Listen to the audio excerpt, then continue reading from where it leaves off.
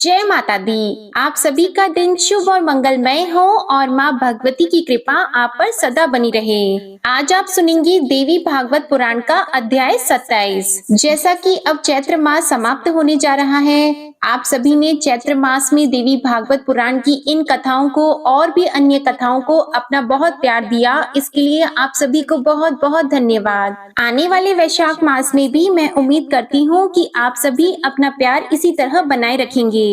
बहुत से कम लोग आप में से ऐसे हैं जिन्होंने हमारे चैनल को सब्सक्राइब करके इन कथाओं को सुना है। तो हो सके जिन्होंने भी अगर चैनल सब्सक्राइब नहीं किया है तो आज ही हमारे चैनल को सब्सक्राइब करके बेल आइकन जरूर प्रेस कीजिएगा, ताकि आपको हर दिन अपलोड होने वाली वीडियो की जानकारी भी समय से मिल सके और आप अपना प्यार, अपना कीमती समय इन वीडियोस को भी आप दे सकें। इससे पहले के अध्याय में आपने सुना था कि किस प्रकार देवराज इंद्र एक मुनि त्रिशिरा के तप से परेशान हो गए थे, भयभीत हो गए थे। उन्हें लग रहा था कि कहीं त्रिशिरा मुनि देवराज इंद्र का पद, उनका सिंहासन न हासिल कर ले। इसलिए उन्होंने पहले तो उनकी तपस्या भंग करने के लिए अप्सराओं को भेजा, और जब अप्सराएं इस कार्य में सफल नहीं हुई तब देवराज इंद्र ने अपने वज्र से स्वयं ही त्रिशिरा मुनि का वध कर दिया। त्रिशिरा मुनि के 3 मुख थे, जिनमें से उनका वध होते ही तीनों मुखों से अलग अलग पक्षी निकल आए। एक मुख से कबूतर, दूसरे से गौरैया और तीसरे मुख से तीतर पक्षी उड़कर चले गए। इसके साथ ही उनके प्राण प्रयाण कर गए। मुनि त्रिशिरा को मृत देखकर देवराज इंद्र को बड़ा हर्ष हुआ। इधर जब त्वष्टा ने सुना कि मेरा परम धार्मिक पुत्र मार डाला गया, तब उसके मन में क्रोध की सीमा न रही। उन्होंने ये वचन कहा कि मेरा पुत्र एक पुण्यात्मा मुनि था, जिसके द्वारा वह मारा गया है, उससे बदला अवश्य लेना है। इसलिए उसके वध के लिए मैं पुनः पुत्र उत्पन्न करूंगा। देवता मेरा पराक्रम और तपोबल देखें। वह पापी अपने किए हुए पाप के सारे कुफल पर ध्यान दें। इस प्रकार कहने के बाद त्वष्टा ने पुत्र उत्पन्न होने के उद्देश्य से अथर्व वेद के मंत्रों का उच्चारण करके अग्नि में हवन करना आरंभ किया। उस समय क्रोध ने उनको व्याकुल कर दिया था। 8 रात्रियों तक हवन होता रहा। अग्नि प्रचंड लपटों से धधकती रही। इसके बाद उस अग्नि से एक पुरुष प्रकट हो गया, जो अग्नि के समान ही प्रकाशमान था। अग्नि से प्रकट हुआ वह पुत्र महान तेजस्वी एवं बलवान था। उसके शरीर से अग्नि के समान प्रकाश फैल रहा था। वह त्वष्टा के सामने खड़ा हो गया। उस पर उनकी दृष्टि पड़ी, तब त्वष्टा उस पुत्र की ओर आंखें करके कहने लगे, इंद्र शत्रु, तुम मेरी तपस्या के प्रभाव से अत्यंत शक्तिशाली बन जाओ। उस समय क्रोध के कारण त्वष्टा के शरीर में आग सी लग रही थी। उनके कहने पर अग्नि के समान तेजस्वी वह पुत्र अपना कलेवर बढ़ाने लगा। ऐसा बढ़ा मानो आकाश छू लेगा। उसका विकराल शरीर पर्वत के समान दिखने लगा। जान पड़ता था मानो स्वयं मूर्तिमान काल ही प्रकट हो गया हो। अत्यंत घबराए हुए पिता से उसने कहा, पिताजी, मुझे क्या करने की आज्ञा देते हैं? उत्तम व्रत का आचरण करने वाले प्रभु, मेरा नाम बताने के साथ ही कार्य का भी निर्देश कर दें। आप इतने चिंतित क्यों हैं? इसका कारण मैं सुनना चाहता हूँ। मैं अभी अभी आपकी चिंता दूर कर दूंगा। मेरे जीवन का प्रधान उद्देश्य यही है। उस पुत्र के उत्पन्न होने से क्या लाभ है, जबकि पिता को दुख ही झेलना पड़े। मैं अभी समुद्र पी डालता हूँ। मेरे प्रयास से संपूर्ण पर्वत छिन्न भिन्न हो जाएंगे। मैं तेज किरणों को बिखेरने वाले इस उगे हुए सूर्य को अभी रोके देता हूँ। आज ही देवताओं सहित इंद्र और यमराज को मार डालता हूँ। इनके अतिरिक्त और भी कोई विपक्षी नहीं बच सकता।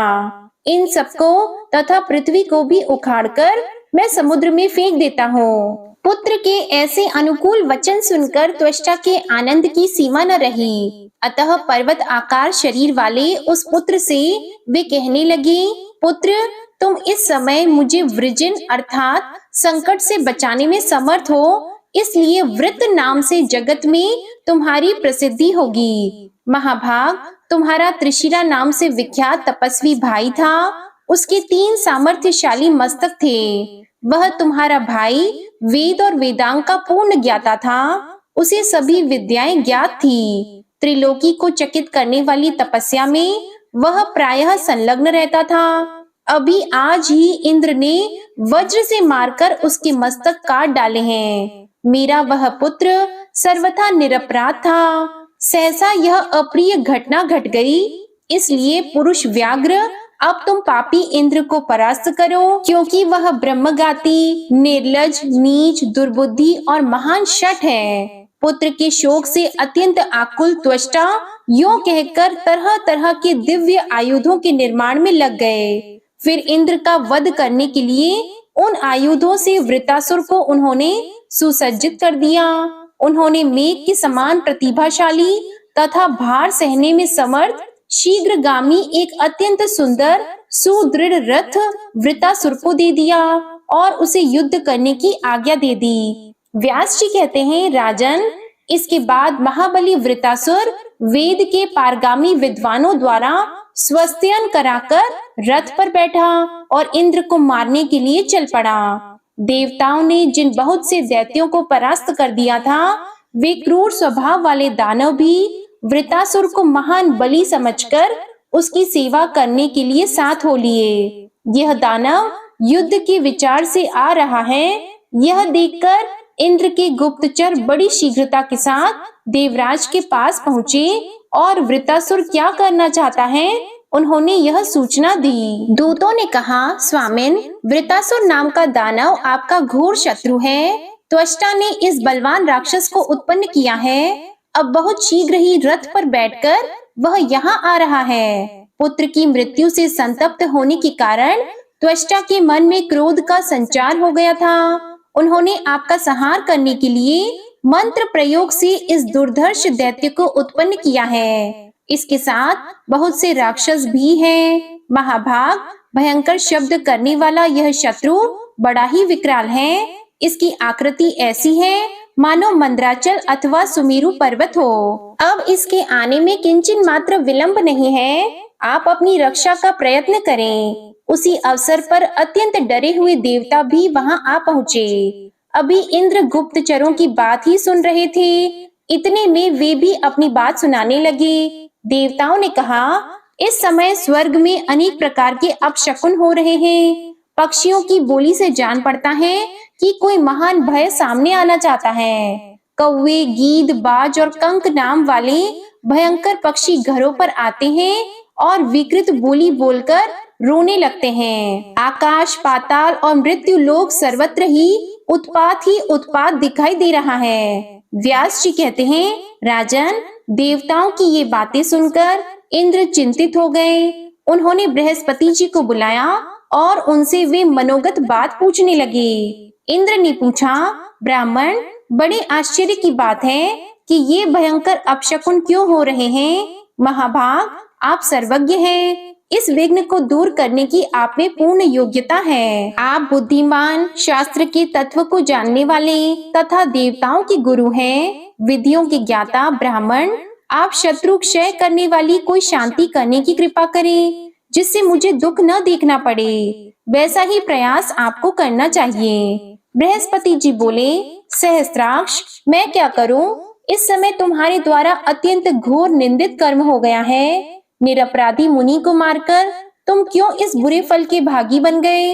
अत्यंत उग्र पुण्य और पापों का अमिट फल शीघ्र भोगना ही पड़ता है। इसलिए कल्याण चाहने वाले पुरुष को चाहिए कि खूब सोच समझकर कार्य करे, जिससे दूसरे कष्ट पाएं। वैसा कर्म कभी न करें। दूसरों को पीड़ा देने वाला स्वयं सुखी रहे, यह असंभव है। तुमने मोह और लोभ में पड़कर ब्रह्म हत्या कर डाली है। अब सहसा किए हुए उसी पाप कर्म का यह फल तुम्हारे सामने आया है। संपूर्ण देवता मिलकर भी उस वृतासुर को नहीं मार सकते।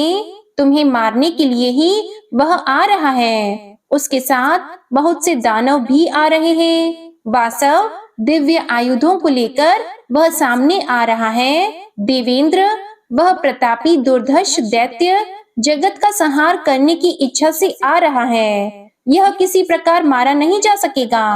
राजन, इस प्रकार बृहस्पति जी के कहने पर वहां कोलाहल मच गया। यक्ष, गंधर्व, किन्नर, तप को ही सार समझने वाले मुनि तथा देवता सब के सब घर छोड़कर भाग चले। यह देखकर इंद्र अत्यंत चिंतित हो गए। फिर तो सेना सजाने के लिए उन्होंने सेवकों को आज्ञा दी और कहा, तुम लोग वसुओं, रुद्रों, अश्विनी कुमारों एवं आदित्यों को यहाँ बुला लाओ। पूषा, भग आदि समस्त प्रधान देवता अस्त्र शस्त्र लेकर विमानों पर बैठें और शीघ्र यहाँ आ जाएं, क्योंकि इस समय शत्रु हम पर चढ़ाई कर रहा है। इस प्रकार सेवकों को आदेश देकर देवराज इंद्र ऐरावत हाथी पर सवार होकर अपने भवन से चल पड़े। ऐसे ही संपूर्ण देवता भी अपने अपने वाहनों पर चढ़े और युद्ध करने की प्रतिज्ञा करके हाथों में अस्त्र शस्त्र लेकर निकल पड़े। तब तक वृत्तासुर भी दानवों को साथ लिए हुए मानस पर्वत की उत्तरी सीमा पर पहुंच गया।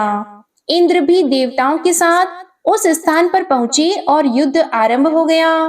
फिर तो उस स्थल पर इंद्र और वृत्तासुर में बड़ी भयंकर लड़ाई होने लगी। मानवीय वर्ष से 100 वर्ष तक युद्ध होता रहा। मनुष्य तथा आत्म अनुभवी ऋषि सबके मन में आतंक छा गया। पहले वरुण का उत्साह भंग हुआ, फिर वायुगण विचलित हुए। इसके बाद यम, अग्नि और इंद्र सब के सब युद्ध स्थल से भाग चले। इंद्र प्रभृति समस्त देवता भाग गए। यह देखकर वृत्तासुर भी अपने पिता त्वष्टा के पास लौट गया। उस समय त्वष्टा प्रसन्नता पूर्वक आश्रम पर विराजमान थे। वृत्तासुर ने उन्हें प्रणाम करके कहा, पिताजी, मैंने आपका कार्य सिद्ध कर दिया। इंद्र आदि जितने देवता युद्ध भूमि में उपस्थित थे वे सभी परास्त हो गए।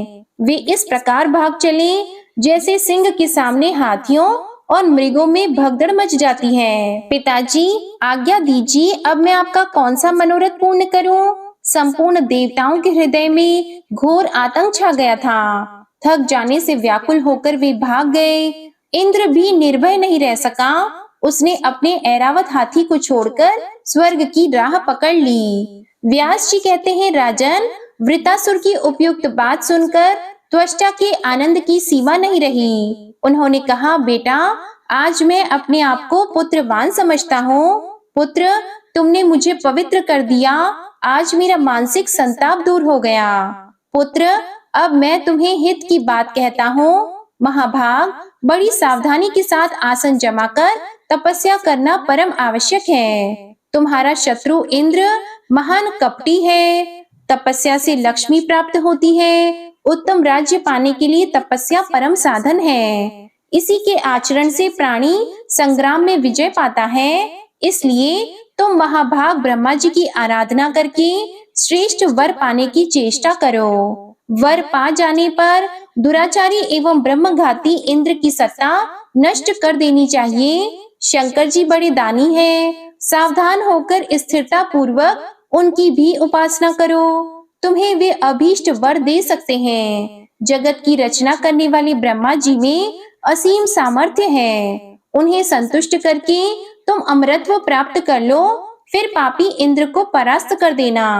व्यास जी कहते हैं, राजन, वृत्तासुर ने जब पिता की ये बातें सुनी तब पिताजी से आज्ञा लेकर उसने सहर्ष तपस्या के लिए प्रस्थान कर दिया। वह गंधमादन पर्वत पर पहुंचा। वहां पुण्य सलीला गंगा जी बह रही थी। स्नान करके उसने कुश का आसन बिछाया और शांत चित्त होकर वह उस पर बैठ गया। उसने अन्न और जल का बिल्कुल परित्याग कर दिया और स्थिर होकर आसन पर बैठकर वह निरंतर ब्रह्मा जी का ध्यान करने लगा। वृत्तासुर तपस्या कर रहा है, यह जानकर इंद्र अत्यंत चिंतित हो गए। यक्ष, सर्प, किन्नर, विद्याधर और अन्य भी अनेक प्रकार के देवदूत इंद्र की प्रेरणा से वहां पहुंचे। सभी माया के जानकार थे। तपस्या नष्ट करने के लिए उन्होंने सम्यक प्रकार से यत्न किए, किंतु वह परम तपस्वी वृत्तासुर अपने लक्ष्य से तनिक भी विचलित नहीं हुआ और कठिन तपस्या में ही लीन रहा। व्यास जी कहते हैं, तपस्या के 100 वर्ष पूर्ण होने पर लोक पितामह ब्रह्मा जी हंस पर बैठे हुए तुरंत वहां पधारे और आकर उन्होंने कहा, त्वष्टा नंदन, शांत रहो, अब ध्यान करने की आवश्यकता नहीं। तुम वर मांगो, मैं तुम्हारे मनोरथ पूर्ण करने के लिए तैयार हूँ। तब करते हुए तुम अत्यंत दुर्बल हो गए हो। यह देखकर अब मैं परम संतुष्ट हूँ। तुम्हारा कल्याण हो। अपना अभीष्ट वर मांग लो। इसके बाद वरदाता ब्रह्मा जी से, जो तपस्या से परम संतुष्ट थे, अत्यंत गदगद वाणी में कहने लगे, प्रभु, आज आपका अत्यंत दुर्लभ दर्शन मिल जाने से मुझे संपूर्ण देवताओं का पद प्राप्त हो गया है। किंतु नाथ, मेरा प्रवृद्ध मन एक बड़ी कठिन अभिलाषा से युक्त है। कमलासन, उस इच्छा को मैं निवेदन करता हूँ। यद्यपि आपसे कोई भाव छिपा नहीं है, मैं चाहता हूँ भगवान, लोहे अथवा काठ से बने हुए सूखे एवं भीगे तथा इसके सिवा अन्य भी किसी प्रकार के अस्त्र शस्त्रों से मेरी मृत्यु न हो सके। मेरा पराक्रम सदा बढ़ता रहे, जिससे परम बलशाली देवता युद्ध में मुझे कभी जीत न सके। इस प्रकार प्रार्थना करने पर ब्रह्मा जी उसके प्रति बोले, वत्स, उठो, तुम्हारा कल्याण हो। जाओ, तुम्हारी इच्छा सदा सफल रहेगी। सूखे गीले अस्त्र शस्त्र से तथा किसी कठोर पदार्थ आदि से तुम्हारा मरण नहीं हो सकेगा। मेरी यह बात अमिट है। वृतासुर को यो वर देकर ब्रह्मा जी स्वर्ग लोक में पधार गए। वर पा जाने पर वृतासुर के हर्ष की सीमा नहीं रही। वह अपने घर लौट गया। उस महान मेधावी दैत्य ने अपने पिता त्वष्टा के सामने ब्रह्मा जी से वर पाने की बात स्पष्ट कर दी। वर युक्त पुत्र को पाकर त्वष्टा परम प्रसन्न हो गए। उन्होंने उससे कहा, महाभाग, अब मेरे शत्रु इंद्र को परास्त करो। इंद्र बड़ा पापी है, इसने मेरे पुत्र त्रिशिरा का वध कर डाला है। तुम जाओ और इसके प्राण हर लो। इसके बाद युद्ध में विजयी होने के बाद स्वर्ग का शासन सूत्र भी तुम्हारे हाथ में रहना परम आवश्यक है। बेटा, पुत्र वध से उत्पन्न हुए मेरे अपार दुख को दूर करने में तुम तत्पर हो जाओ। पिता के जीवित रहते उनकी आज्ञा का पालन करें। मृत्यु होने पर भूरी भोजन करवाएं। मृत्यु दिवस पर बहुसंख्यक ब्राह्मणों को भोजन कराएं और फिर गया में जाकर पिंड दान करें। इन 3 कर्मों से पुत्र की पुत्रता सार्थक होती है। इसलिए बेटा, मेरा घोर संताप शांत करना तुम्हारा परम कर्तव्य है, क्योंकि मेरे मन से त्रिशिरा कभी भी दूर नहीं हो पाता। उस बेचारे निरपराधी पुत्र को कलुषित विचार वाले इंद्र ने मार डाला है। व्यास जी कहते हैं, राजन, त्वष्टा की ऐसी बातें सुनकर अत्यंत दुर्जय वृतासुर रथ पर सवार होकर तुरंत पिता के भवन से निकल पड़ा। युद्ध में उत्साह बढ़ाने वाले धौंसे पिटवाए गए, शंख ध्वनि हुई। इस प्रकार उस अभिमानी दैत्य ने नियम पूर्वक यात्रा की। वह सेवकों से कह रहा था कि मैं इंद्र को मारकर स्वर्ग का अकंटक राज्य भोगूंगा। ये घोषणा करते हुए वह आगे बढ़ा। भारत, वृतासुर आ रहा है, यह जानकर इंद्र ने बड़ी शीघ्रता के साथ सेना सजाना आरंभ कर दिया। शत्रुसूदन इंद्र ने तुरंत संपूर्ण लोकपालों को बुलाया और उन्हें युद्ध करने की आज्ञा दी। गृध्र व्यूह का निर्माण करके इंद्र स्वयं उसके बीच में विराजमान हो गए। शत्रु की सेना को कुचल देने की शक्ति रखने वाला वृतासुर तुरंत वहां आ पहुंचा। इसके बाद देवताओं और दानवों में भयंकर युद्ध आरंभ हो गया। इस प्रकार वह रोमांचकारी घोर संग्राम 10,000 वर्षों तक चलता रहा। संपूर्ण संसार त्रस्त हो उठा। युद्ध में हार जाने पर इंद्र को महान क्लेश हुआ।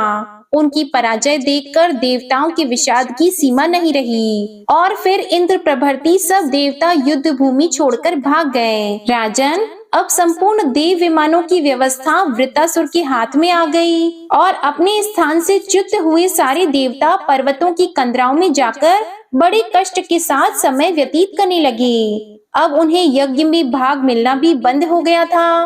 भारत, इसके बाद इंद्र सहित वे देवता कैलाश पर्वत पर गए। वहां भगवान शंकर विराजमान थे। उन्होंने उन्हें प्रणाम किया और हाथ जोड़कर बड़ी नम्रता के साथ वे कहने लगे, देव देव महादेव, कृपा सिंधु महेश्वर, हम वृतासुर से परास्त हो गए हैं। भय से हमारा कलेजा कांप रहा है। आप हमारी रक्षा करें। उस बलि दानव ने हमारा घर तक छीन लिया है, अतः अब हमें क्या करना चाहिए, इसे स्पष्ट बताने की कृपा कीजिए।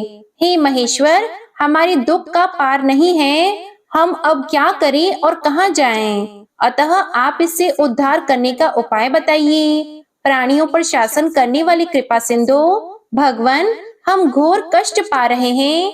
वरदान के प्रभाव से वृत्तासुर अत्यंत अभिमानी हो गया है। हमारी सहायता करने के विचार से आप उसे मार डालने की कृपा करें। इसके बाद भगवान शिव ने जो कुछ भी कहा, इसका वृत्तांत आप अगले अध्याय में सुनेंगे। अब आप सुनिए दुर्गा चालीसा पाठ। नमो नमो दुर्गे सुख करनी, नमो नमो दुर्गे दुख हरनी। निरंकार है ज्योति तुम्हारी, तिहु लोक फैली उजियारी। शशि ललाट मुख महाविशाला, नेत्र लाल भ्रिकुटी विकराला।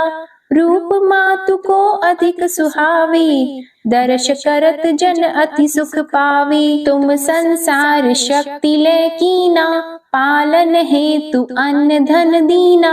अन्नपूर्णा हुई जगपाला, तुम ही आदि सुंदरी बाला। प्रलय काल सब नाशनहारी, तुम गौरी शिव शंकर प्यारी। शिव योगी तुम्हारे गुण गावे, ब्रह्म विष्णु तुम्हें नित ध्यावे। रूप सरस्वती को तुम धारा, दे सुबुद्धि ऋषि मुनिन उबारा। धरयो रूप नरसिंह को अम्बा, परगट पई फाड़ कर खम्बा। रक्षा करी प्रहलाद बचायो, हिरण्याक्ष को स्वर्ग पठायो। लक्ष्मी रूप धरो जग माही, श्री नारायण अंग समाही। क्षीर संधु में करत विलासा, दया सिंधु दीजे मन आसा। हिंगलाज में तुम्ही भवानी, महिमा अमित न जात बखानी। मातंगी अरुधुमावती माता, भुवनेश्वरी बगला सुखदाता। श्री भैरव तारा जगतारिणी, छिन्न भाल भव दुख निवारिणी। के हरि वाहन सोह भवानी, लांगुर वीर चलत अगवानी। कर में खप्पर खड़ग विराजी, जाको देख काल डर भाजी। सोहे अस्त्र और त्रिशूला, जाते उठत शत्रु ही शूला। नगर कोट में तुम्ही विराजत, तिहु लोक में डंका बाजत। शुंभ निशुंभ दानव तुम मारे, रक्त बीज शंखन सहारे। महिषासुर नृप अति अभिमानी, जेहि अगभार मही अकुलानी। रूप कराल कालिका धारा, सीन सहित तुम तिहि सहारा। परी गाढ़ संतन पर जब जब भई सहाय, मातु तुम तब तब। अमरपुरी अरुबा सवलोका, तब महिमा सब रहे अशोका। ज्वाला में है ज्योति तुम्हारी, तुम्हें सदा पूजे नर नारी। प्रेम भक्ति से जो यश गावे, दुख दारिद्र निकट नहीं आवे। ध्यावे तुम्हें जो नर मन लाई, जन्म मरणता को छुटी जाई। जोगी सुर मुनि कहत पुकारी, योग न हो बिन शक्ति तुम्हारी। शंकर आचारज तप कीनो, काम अरु क्रोध जित सब लीनो। निश दिन ध्यान धरो शंकर को, काहु काल नहीं सुमिरो तुमको। शक्ति रूप का मर मन पायो, शक्ति गई तब मन पछतायो। शरणागत हुई कीर्ति बखानी, जय जय जय जगदम्बा भवानी। भई प्रसन्न आदि जगदम्बा, दई शक्ति नहीं कीन विलंबा। मोको मातु कष्ट अति घेरो, तुम बिन कौन हरे दुख मेरो। आशा तृष्णा निपट सतावे, मोह मदादिक सब बिनशावे। शत्रु नाश कीजे महारानी, सुमिरो एक चित तुम्हें भवानी। करो कृपा हे मातु दयाला, रिद्धि सिद्धि दे करहु निहाला। जब लगी ज्यों दया फल पाऊं, तुम्हरो यश मैं सदा सुनाऊं। दुर्गा चालीसा जो कोई गावे, सब सुख भोग परम पद पावे। देवी दास शरण निज जानी, करहु कृपा जगदम्बा भवानी। श्री दुर्गा चालीसा समाप्त होती है। प्रेम से बोलिए माँ अम्बे की जय। आपको आज की कथा पसंद आए तो वीडियो को लाइक कीजिएगा, शेयर कीजिएगा, कमेंट में माँ भगवती की जय लिखिएगा और चैनल को भी सब्सक्राइब कीजिएगा। इसी के साथ आज आप हमारे चैनल पर तुलसी पारण की व्रत कथा भी जरूर सुनिएगा। जय माता दी।